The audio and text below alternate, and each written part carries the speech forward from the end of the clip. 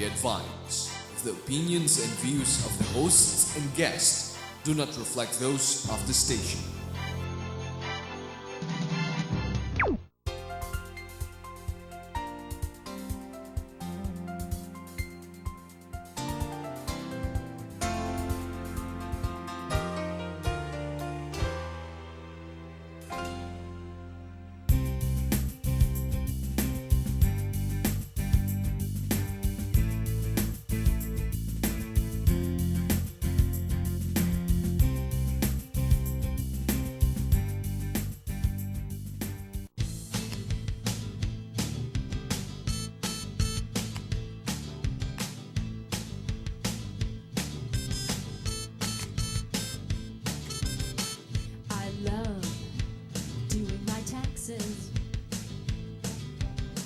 When springtime comes, don't you?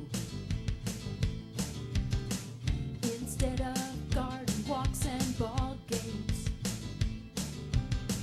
I get to work my weekends too. How could I live without filing taxes? Or what would I do with my free time? Where would I go on a beautiful Sunday? Good thing I won't have to make up my mind.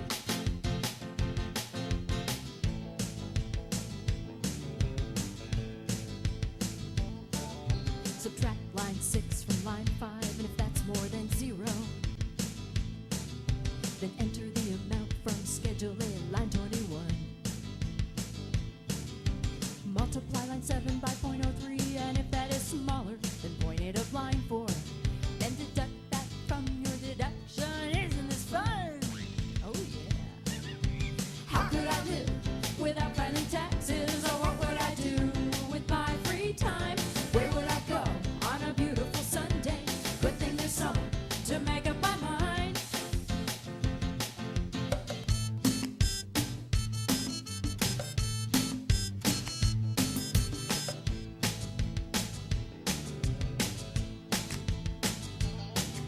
My favorite part of filling out my tax forms is when I get to write a check for whatever is due. 'Cause the government can get such incredible bargains with my money, like a $1 billion bridge or a $40 metal screw. How could I live without filing taxes? Or what would I do with my free time? How could I spend all of my money? Good thing this summer, who can spend it just fine for me? Lucky, lucky, lucky, lucky me. Good evening, ladies and gentlemen. Welcome to Philippines Uncut. I'm Buddy Cunanan. Now, on this show, we talk about everything under the sun. And before we took a quick pause, a short pause before the Lenten break, we had a show entitled Taxation 101, where we tried to enlighten viewers on the many concepts of that most enjoyable and most important civic duty, the payment of taxes. Now, tonight, on this show, the series continues, and our topic is very interesting because we're talking about the art of tax avoidance. Not tax evasion, tax avoidance, perfectly legal. And joining us to talk about how we can avoid paying taxes or the ways that we can possibly minimize the amount of tax we pay to the government is Nick Nangit, who is a veteran of this show already. He's been here many times. Yes. And welcome back to Philippines Uncut, Nick. Thank you, buddy, for this opportunity. And thank you also to the You know, Nick, audience. on this show, you must be the person who's come out on this show the most number of times. I mean, you're my suppose. most frequent guest. I and realize it's amazing because every time you're on the show, I discover something new about you. I mean, first is Nick Nangit, the psychic, the concert Yes. pianist, the Yes. accountant, and now Nick Nangit, the lawyer, The and tax lawyer. tax Yes. tax expert. That's true. So tell us, I mean, for the people who are just viewing into the show now, tuning into the show now, Okay. tell us about Nick Nangit in a nutshell. Well, I took my law and my accounting degrees from the University of the Philippines. I was a cum laude. I also topped the CPA board exams, and I'm a practicing tax lawyer. Ah, Yeah. okay. So that's briefly. And what led you to tax? I mean, there are many facets of law. Oh yes, What because led you my to tax? undergrad course is accountancy. So business administration accountancy. Necessarily it leads to numbers. So tax. Was numbers always in your blood? Were numbers always in your Yes, blood? I suppose. You've Yes. always had an affinity for numbers Yes. and comfortable with numbers. Oh yes, yes. I wanted to take up higher calculus, but it's not required in school, so I had to give it up. So Nick Nangit, tax expert, lawyer, concert pianist, Thank and you. also part-time psychic. Excellent. Yes. That's Thank a you. man of many talents. Thank you, buddy. Anyways, Nick, before we talk about Yes, taxes, yes. I would like to, today's a special day on Philippines Uncut. Sure. It's the first day we come back after the, for me at least, the extended Yes. Easter break. Yeah. And, a lot of good news in the newspapers today. One particularly positive point is that the Supreme Court has ruled with finality that the 4,915 hectares of Hacienda Luisita, very contested, very controversial, the SC has ruled with finality that this vast tract of land just north of Manila, will be finally, after many Yes, yes. decades, portioned and split up and distributed to the Right. 6,200 odd Yes. beneficiaries, Yes, tenant the farmers. Right. And right. what do you have to say about this? You were with the Supreme Court for a while. Yeah, it's a good decision. It's a good decision because finally, in line with the social justice policy in the Constitution, the farmers will be getting what they should have gotten a long time ago. Decades ago. Yes, Decades decades. ago, Right, absolutely. right. And Right. what's more good news is that Right. the Supreme Court actually has put the valuation at 1989 prices. Right. So at 40,000 pesos per hectare, this means that the Right. family that owns Right. this property will only get, will be paid 196 million Right, pesos right. as opposed to at least 5 billion Right, pesos. right, So again, another good thing for Another the good farmer thing. That's beneficiaries. And this Right, development right. really bodes well for Matuwid na Daan, which is President Right. Aquino's Exactly. flagship policy. Yeah, exactly. And also it shows a good impression also of the Supreme Court because at least they are in favor of the social justice provision, making it alive. Yes. Yes. And as we all know, Matuwid na Daan, or the straight path, is about justice. Right, And right. justice delayed is justice, Justice denied, exactly. So finally, imagine Finally. under President Aquino's watch, at the end of Luisita, has finally been resolved. Right. And this is a good thing, and I'm sure a lot of people in Tarlac now, Right. in Hacienda And Luisita, even are way up in happy. Baguio, they were joyful. Yeah, so I Everybody must was commend happy. I must commend our very hardworking Chief Justice, Chief Justice, and his Yes. team of No, magistrates. Yes, yes. For that's this true. really delayed, but at least better late than never. Better than late. Yes. That's true. Okay, now let's go to the issue at hand. As I mentioned, the Chief Justice yes. is currently being. Oh, yes. The trial is Right, ongoing right, in right. the Senate. He's Right. impeached, and one of the main issues against him is his SAL-N, his Right. statement of assets Assets and liabilities and, and net worth. Right. Now, right. Nick, what is the SAL-N? Okay, the SAL-N is actually a piece of document which is required of every government official or employee. So it is not required of private individuals. So we have nothing to worry about. We are in the private sector. But for those working in the government, they have to file that. And that is a document required under the law, Republic Act 3019, that was Okay. passed way back in 1960. Okay. Okay, where all government employees should submit it prior to employment, and then every April 30, well, actually that law was amended later on, Republic Act 6713, so every April 30 of the year, and then 30 days after separation from government service. So there's a need to file this document. Now this document, when I was with the Supreme Court, I also filed one before, contains a lot of information. Okay, basically statement of your assets, so your assets, your properties, Yes, okay, yes. your liabilities, your obligations, and the difference between the two is your net worth. Okay. Aside from that, you have to file also, you have to indicate also your business interests and financial connections, and also relatives in the government within the 4th degree of consanguinity, meaning related to you Yes, 4 degrees. Okay. Wow. Yeah. So you have to indicate all of This this. is a lot of work. A lot of work. And Pretty comprehensive. yes, and comprehensive. And not only that, the truth is it's really not easy to prepare. It's not easy to prepare. Because, for one, I have Show us. here a copy Yeah. of the statement of assets and liabilities. Okay, for one, for example, let's look at the assets portion. Pull it up. Okay, Yeah. there, the assets portion. Okay, you have to put your real properties, Yeah. and then you have to put here assessed value, current market value, and acquisition Yes, cost. yeah. Okay, there's already a problem here. One, how much assessed value should you put? Okay, the one who gives this is the Register of Deeds. Okay, Okay, okay. At the City Hall or Municipal Hall. Okay, City Hall or Municipal Hall. Okay, the assessed value is at 70%. It depends on the type of property, Okay. real property. If Okay. it's commercial, if it is residential or industrial, okay? Okay. So for a common government employee, how would the government employee know the percentage to be used as That's assessed true. value? That's true. All right? Unless that person also pays the tax, the amilyar, the so-called amilyar, at the City Hall, the tax declaration Yeah. form, okay? Yeah. Now, let's look at the fair market value. Fair market value appears only if there's an arm's length transaction, a buyer and a seller. I'm willing to sell this to you, this real property at this price. You're willing to buy it at this price. So how much is that? It's so difficult to, again, to determine that, right? Unless you are into an actual transaction, or you have to scout around and ask your neighbors, how much are you going to sell your land? But probably they're not even selling their land, but you are selling your land. So it's so difficult. And maybe, even they don't know. Right. Right. And also acquisition cost. Like acquisition cost, how would you know if that property was used by your parents and then you just happened to be born there and you live there all your life? So how It how seems would like a you know, very right? difficult, tedious It's really process. difficult. Yeah. All right. And not only that, if you look at the personal and other properties, there are so many personal properties. I've been telling my students in the past, there are so many movable properties. Movable properties means the personal properties. How do you value them?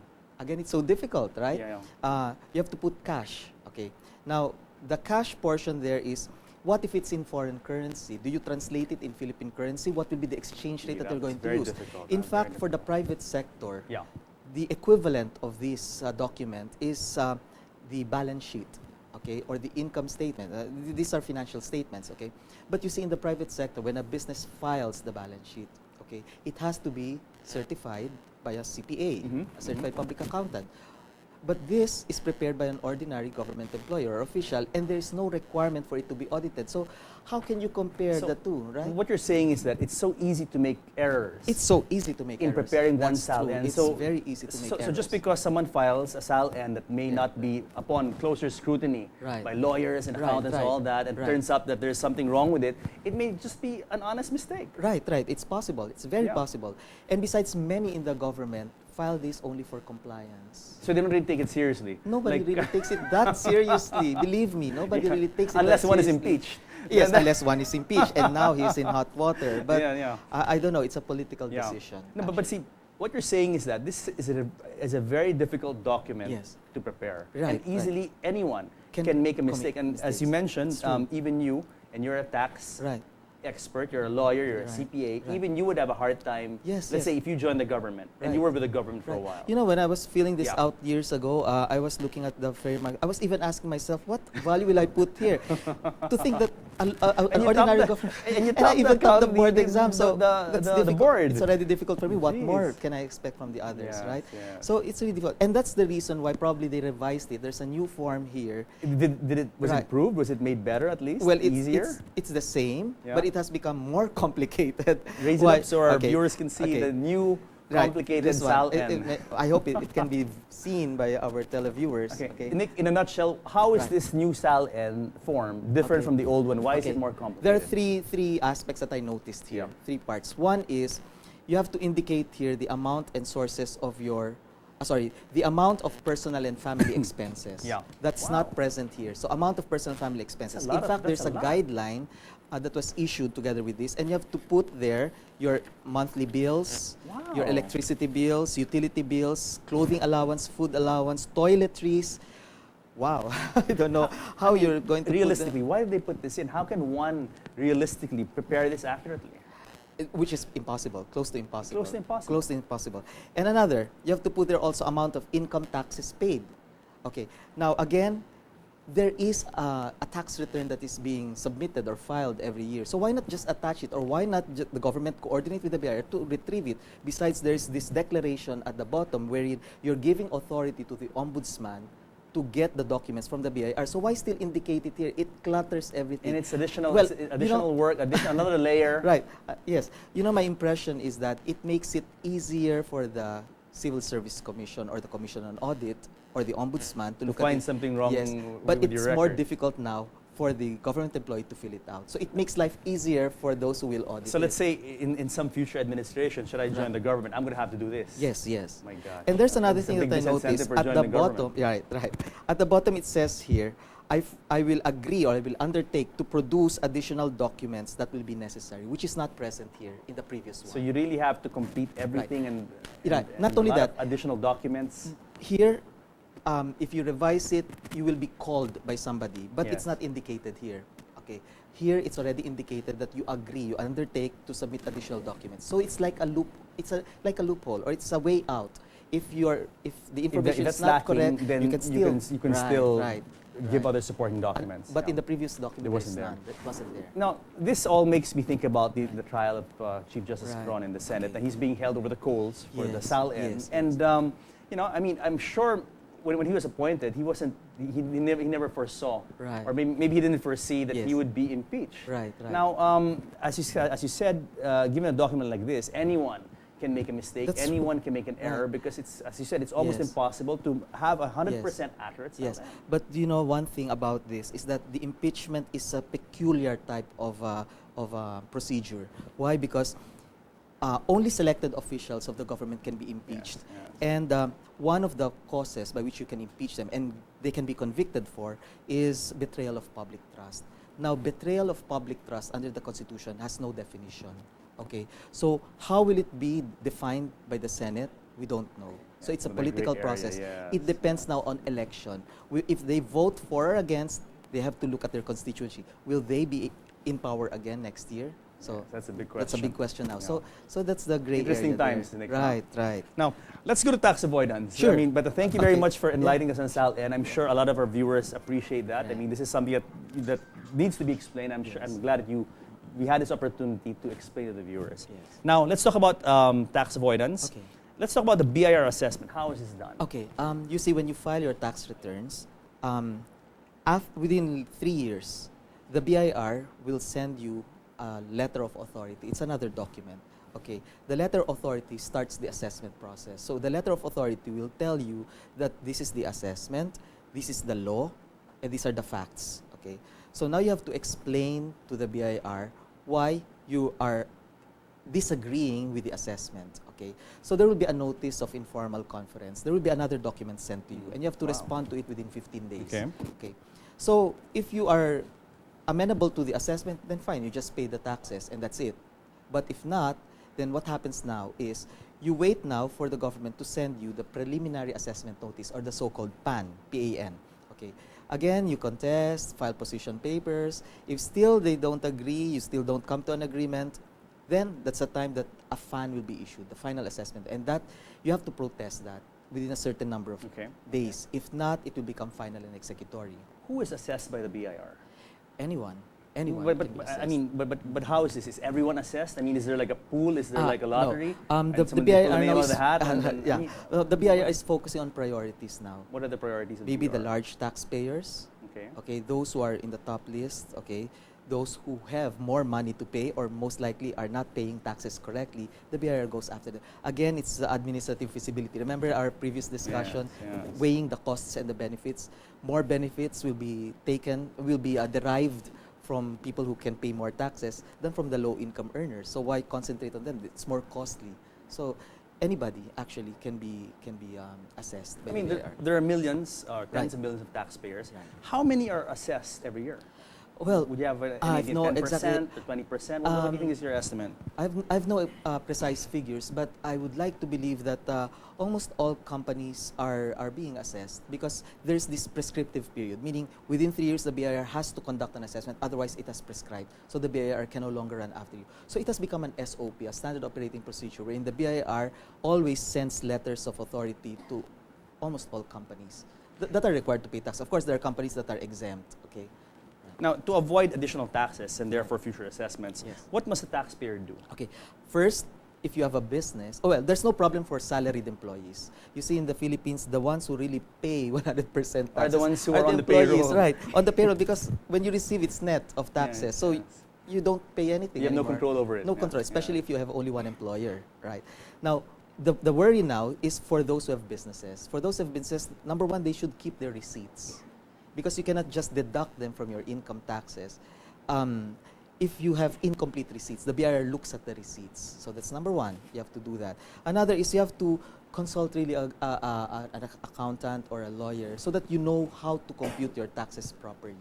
Okay, and follow the rules. You see, the rules are quite easy to understand at first glance by just logging on the website of the BIR. Okay. Aside from that, there are also other taxes, like the taxes that you pay to the local government units, and also if you are an importer, the taxes that you pay, customs duties and taxes, okay?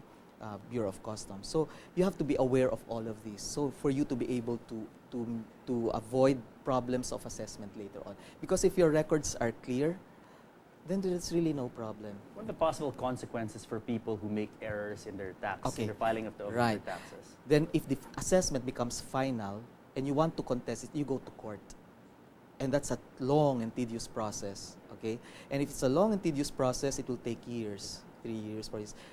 Aside from you probably losing the case, you have to pay your lawyers, right? And you have to pay court fees, stenographic notes. So you have to pay a lot of things. So that's why many companies refuse to go to court. They just settle it at the level, administrative level, meaning at the BIR level. They just settle it there, finish. Yes. Okay, let's say on the personal level, Right. what are the consequences of not paying the proper taxes? Oh yes, the consequences if you Yes. don't pay proper taxes and the government says you have to pay this, well, if the government just wants the money, then you just pay. But if the government decides that, let's say through the courts, that it's a tax evasion case, okay, then you will not only be made to pay, but you may also be imprisoned. Yes, Okay? So fine plus imprisonment. But Nick, in the Philippines, okay, as you said, the people Yes. who pay 100% of their taxes are those are employees, right, people on the payroll, Yes. government payroll or private sector payroll. But as we know, there's a large underground economy in the Philippines, a large swath of people Yes. who don't pay taxes. Exactly. So how can the government now, and the future of any government is really increasing its revenue or maintaining a stable Yes. and constant level of revenue to keep its operations Yes, running. right. How can the government now get from this large informal sector? I'm talking about maybe in the service industry, for instance, like maids or let's say family drivers. That's why the things like government is very vigilant. that. Or tricycle drivers, Yes. do they pay taxes? Right. The government is vigilant. There's this rate program now, run after tax evaders program by the government, and they're increasing their activities, monitoring activities. The BIR can do surveillance. The BIR can compare your business with others of similar nature.